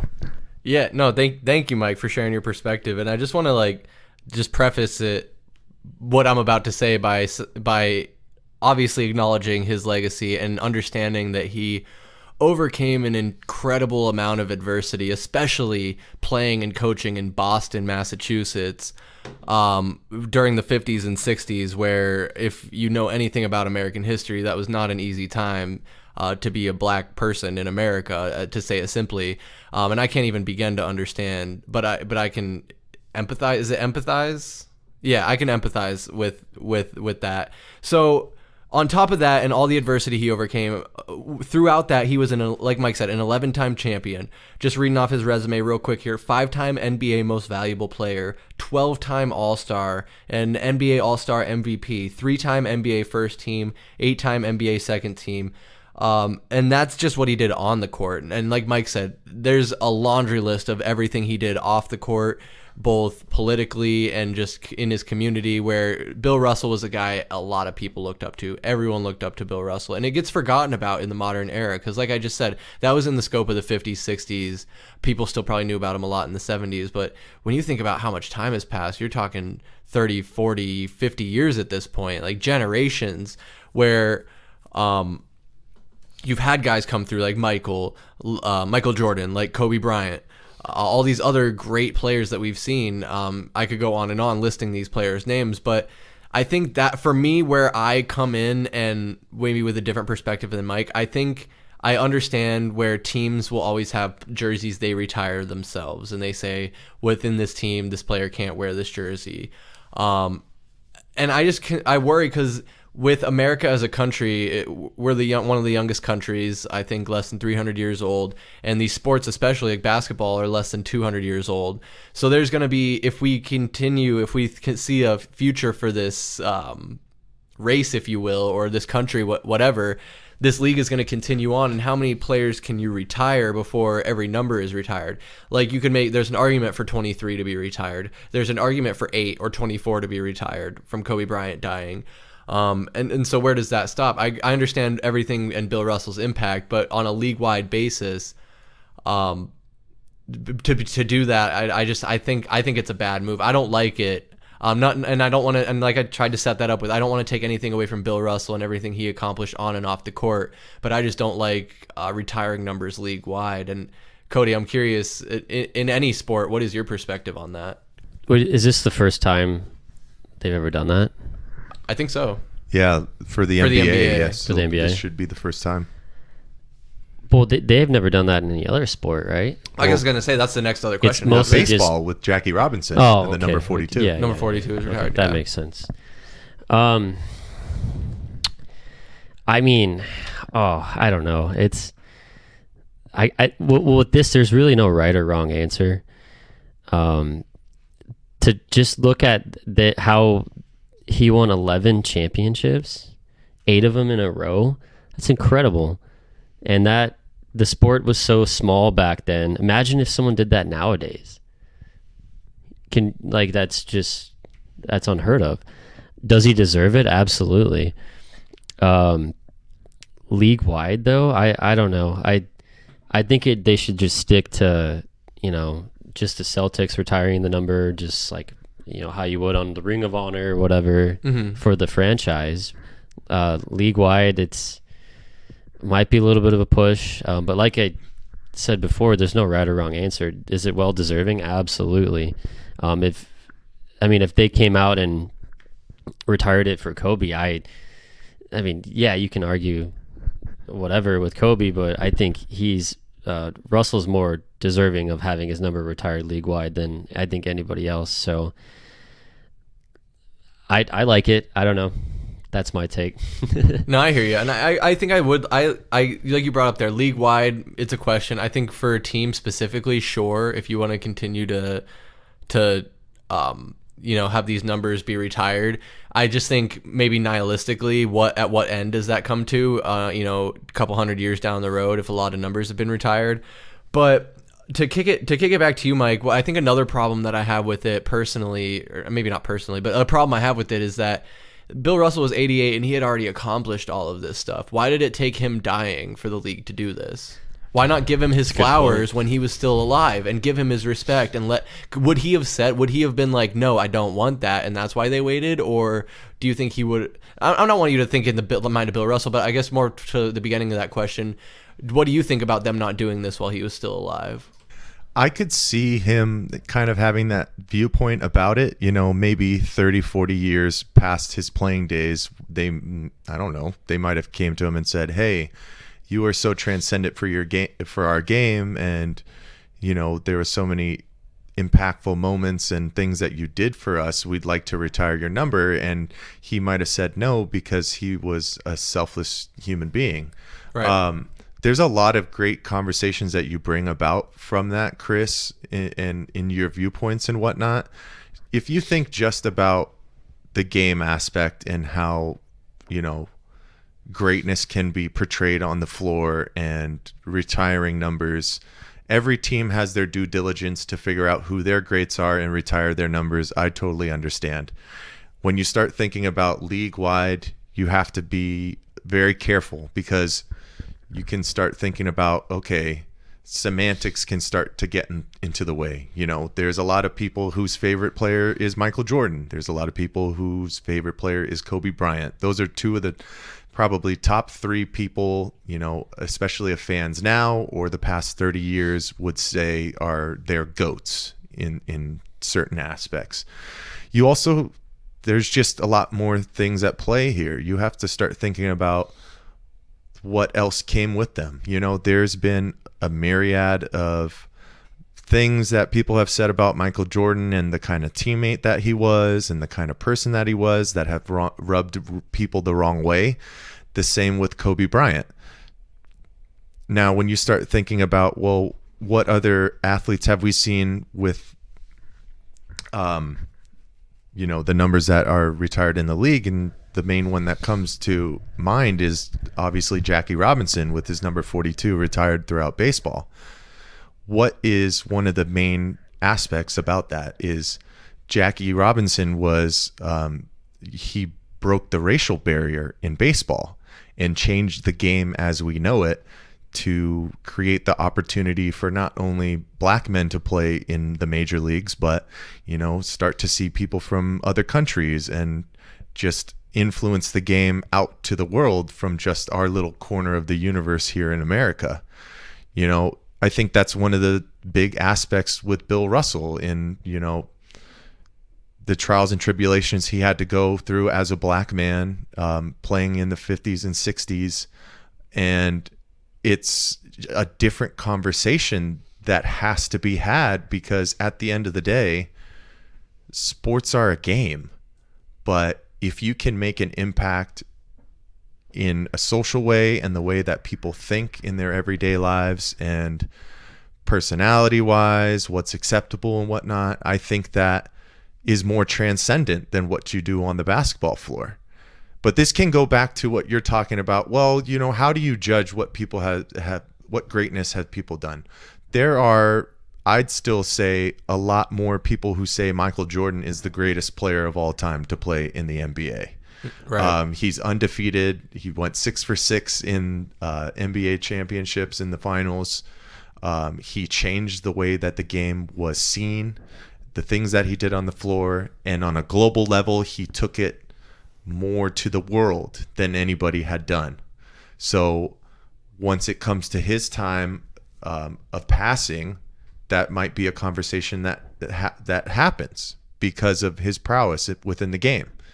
But you also have to start thinking exactly 100 years down the line. What are we going to say? Steph Curry changed the way that the game is, played inside out and now to three-point line. Yeah. To the three-point line. So from a game aspect, is he somebody that you have to start thinking about at the end of his career? And by the time that he becomes immortalized, is he a guy that, you see the number 30 going into the rafters league-wide? I don't think that we're looking at it just sheerly from an aspect of what he did on the floor. We're looking at it as an aspect of the whole and the type of humanitarian he was and everything that he went through within his life to change the sport from, when he started, it was primarily a white-dominated game. And now it is a multicultural game. And he was one of the forefront of those people who changed the foundation of what basketball as a whole is. So when you start diving into things like that, that's why I still stick to it as a no-brainer because of the winner that he was and the person that he was. And that's where I stand by. Yeah, I think that's completely fair. Cody, do you have something to say? Oh, no. I think Mike totally nailed it. He broke down that color barrier for not only just basketball, but for all major sports. Exactly. So. And that's something I wanted to highlight is that when you're talking about that, we're trying to get equality in how we treat people and how this country is operated, whatever. And we're not. This isn't a political podcast. We're trying to keep it sports related. But I don't think there. My point being, I don't think there'll ever be another guy like Bill Russell, like Jackie Robinson, like Muhammad Ali, who are really fighting those fights. Like, yeah, LeBron James is out there fighting the fight. All these athletes are out there fighting the fight. But it's much more of an accepted conversation to have now out in the open, where a lot more people are ready to approach it, where you can have it on the national stage, where, not to diminish any of those guys fighting the fight now, but when you look at those guys like I just named, Jackie Robinson, Bill Russell, Muhammad Ali, they were very much standing out and putting a lot at risk and on the line. Whereas by LeBron speaking out, he's not risking anything in his career, to be perfectly honest about it. And that's not to diminish his fight at all. I hope he continues to fight for what he believes in. But just saying, they're not nearly up against the fight that these other guys 60 years ago were. Yeah, you're exactly correct, Chris. But it also is attributed to what they went through and the fight that they did. You know, Fair. those specific guys that you say. So that's why it's going to be far and few between that we'll see these type of figures immortalized within sport. You know, will the NBA ever, league-wide retire another number again? I don't know. And to be honest with you, within the next 50 to 60 years, I don't think so. You know, as great, we can go back, as great as Michael Jordan was, he's cemented within his own legacy, but I don't think that he is it's so hard to say. I was going to say he's not a transcendent enough figure to retire league-wide, which is tough. It's a tough conversation to have, but I'll pass it back to you, Chris. Go ahead. Well, no, I'm not trying to steal this from you, but like when you're talking, obviously I understand it's not the same, but Bill Russell, he was breaking down racial barriers and doing different things early on where he changed the game in that way. Where Michael Jordan, there's an argument where he brought the game global. Him and David Stern really brought the game to a global market and expanded the NBA to blow it up to what it is now, where these guys are making millions of dollars, like $500,000, $250,000 contracts, $500 million, $250 million contracts. Like we're gonna see a deal in the next 10, 20 years where a player's making $500 million over 6-7 years, something like that. It's gonna be insane. Gross.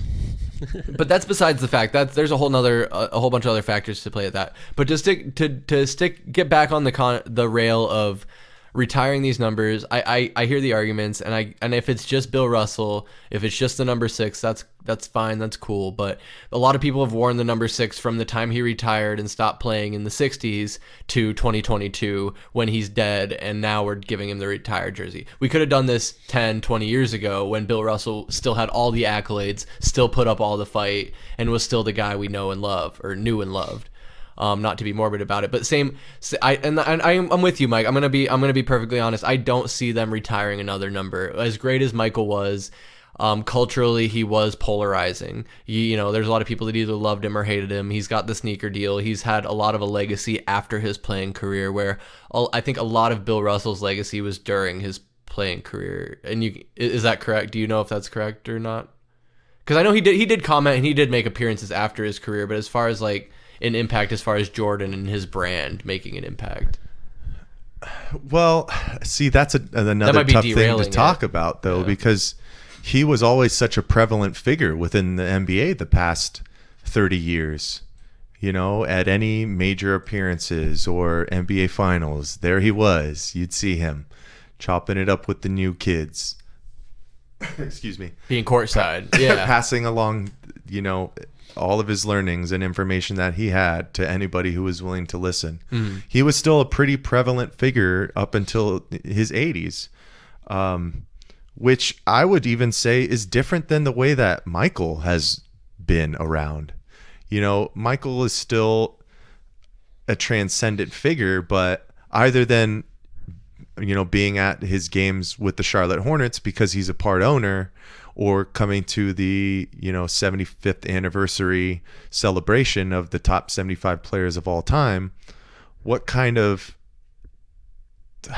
conversations is Michael Jordan having about the league? What kind of conversations is he having about basketball, and still being somebody who is at the forefront for the new generation coming in. Yeah. I don't see it like I did with Bill Russell, and I think that's why there was so much love for him.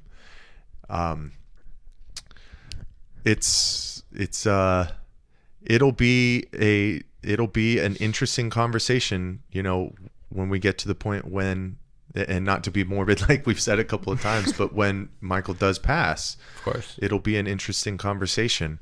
And I think one other tidbit to talk on as well, Chris, where you say, well, why didn't we do this within the past 10 years?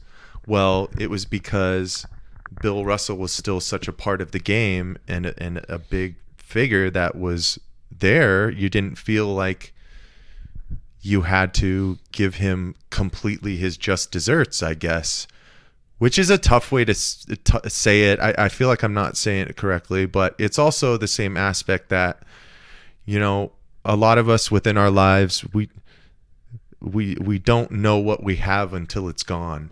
Sure. And sometimes selfishly, we don't express our gratitude properly until those people that we love aren't with us anymore.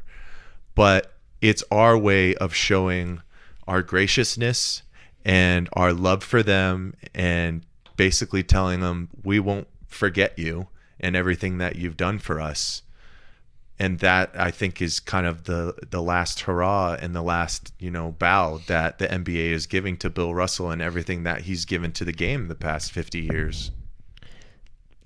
And it's probably had something to play into his family too. You got to think, they did it for him after he passed away, but I think it's more for his legacy and his legacy, family 100%. to carry on. Yeah. Side note, they also retired Wayne Gretzky's number in the NHL. What number is that? I didn't see. Not 99, right? Is it 99? It has to be 99. Well, so that's So it's only Gretzky, Robinson, and then now Russell. But the that can only go- three ever of the major sports. Exactly. That can go into your conversation. I mean, Wayne Gretzky is still plenly much alive He's and very kicking. much He's alive, a yeah. he's a TV personality on TNT and does stuff with Paul Bissonnette on their game calls and whatnot. Yeah. It just is. It's all dependent on what kind of league you are, and exactly. That'd be a great question to ask if you ever found yourself, with the big NBA corporate people like Adam Silver, where it's like, did you guys ever have that conversation about Bill Russell and the retirement of his number because of everything that he's done and the way that you feel about him for this league? Or was it, just an unwritten rule or law between the two parties that once he did pass, it was going to be something that was done? That's an interesting angle. Yeah. That'd be something that, you'd never know. Whereas Wayne Gretzky would definitely, he definitely strike me as somebody who'd be like, oh, you want to retire my number? Hell yeah, man. Go Look right at ahead. it. I was the all-time leading scorer in the NHL. Go for it, man. You know what I did. I am the greatest. But I did want to bring this back locally, and just while we're speaking on retired numbers, do you and Cody will be right back in here. I think he went to the bathroom. But do you know how many numbers the Arizona Cardinals have retired? It's got to be like 7 to 10 numbers, something around there. There's a decent amount. It's like Dan Deerdorf. I think Adrian Wilson is retired now.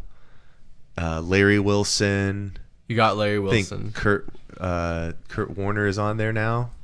No, Kurt's not So on there? Ring of Honor is different from retired numbers. Keep that in mind. Oh, okay. Well, see, you Just got to 'cause they're in- preference that at the beginning. Yeah, no, then just I'm because they're in the Ring I'm of off Honor base. doesn't mean that they're retired. So I'll Cody, I'll ask Cody real quick. Do you know how many Cardinals numbers are retired?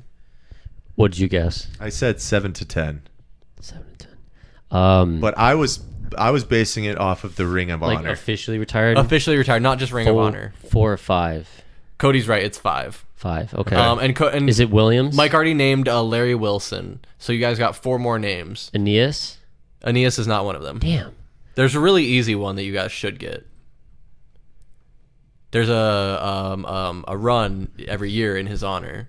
Oh, Pat Tillman. yeah. Yep, number Yeah. 40, Pat Tillman is retired. So 8, Larry Wilson, and 40, Pat Tillman I'll give you this one. Marshall Goldberg, 99, is retired, but he gave permission to J.J. Watt to wear 99. Yes, that's right.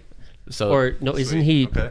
I like Wasn't that. it his like daughter or something gave him? yeah, because permission? you're right. I think Marshall Goldberg. I think he's deceased. Yeah. Rest in peace. But that his shows you that- family gave J.J. Watt shows you the type permission. of guy J.J. Watt is. Well, of course, and like I even said earlier, anyone who has listened through this whole podcast, J.J. Watt's a stand-up guy and that leader, not only on the field but in the community, where he's just a stand-up guy all around. You see nothing but good stories. Like these things, there may or may not be fabricating with this Kyler Murray jersey thing. Like J.J. Watt just does that on a regular basis. I saw some lady who was trying to sell her J.J. Watt Under Armour shoes, and he was like, "No, keep the shoes, and then I'll send you a signed version and $10,000 or some shit." I don't know if it was exactly that, but like he was like, he's just trying to help people. He's a good dude.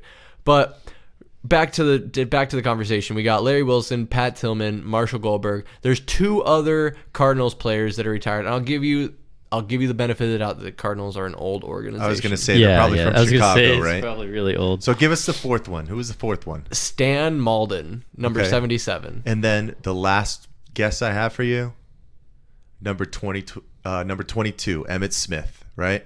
Wrong. Damn. I have no idea. It's number 88, J.V. Kane, who played from 1974 to 1978 and retired in 79. And I will say that Stan Malden, his heyday was 1946 to 48. So a guy who played for us for 2 or 3 seasons, we retired number 77. So I'm just saying, when it comes to retiring jerseys, Bill Russell deserved it. He did. Maybe Wayne Gretzky deserves it. Maybe Tom Brady will one day deserve to have 12 retired. Maybe there's an argument for 12 and 8 to be retired. And there's arguments for all these players, but where does it end? Where does it end? Well, I think the Cardinals need to retire number 3 for Josh Rosen. Not for Carson Palmer. No. No, for Rosen though, Rosen. not for Palmer. Well, Okay. no, they should retire number 8 again for all the quarterbacks that were passed over him that were mistakes. I thought it was 9 mistakes. Oh, my bad. So number 9. Rosen was the sacrifice so that we could get Kyler Murray. Wait, Chris, the last one. Can you pull up the Suns Ring of Honor? I want to try and see if I can rattle this off. I feel like I might be able to. Let me pull this up real quick. The Ring of Honor or the Suns retired numbers? Just the Ring of Honor. Okay. And then you can see retired numbers. But I think for the Suns, I think Ring of Honor means retired numbers. I might be Didn't they mistaken, put Al McCoy in the Ring of Honor? Yeah. So there's Al McCoy. What's his number? There's Joe. okay, so Joe Prosky, who was the athletic trainer. There's also Cotton Fitzsimmons, who was a coach, and then obviously my guy Connie Hawkins, number 42, is on there. Yep. Walter Davis, number 6. Yep. That's retired, and he's in the Ring of Honor. Charles Barkley is on there, 34. Yep, not retired though. Okay. Dick Van Arsdale. Hold on, this list is hard to read. Yes, Dick Van Arsdale, Is he 33? 5, Number 5. retired. Okay. Alvin Adams, I think he was 33. Alvin Adams is on here, and he is 33, retired. Damn. Okay. Oh my goodness. Who else? I mean, Steve Nash is on there now. He is, yep. Oh man. Let me see. Is Steve Nash? Steve Nash is not retired though. 13 is not Yeah, retired. he won't be retired. Cody, you got any guesses?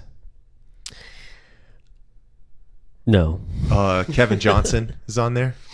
I don't think Kevin Johnson is in the Ring of Honor. Oh no, he is. Yeah, 7 retired. Dan Marley should be on there as well. Yep, Dan Marley is. Dan Marley is.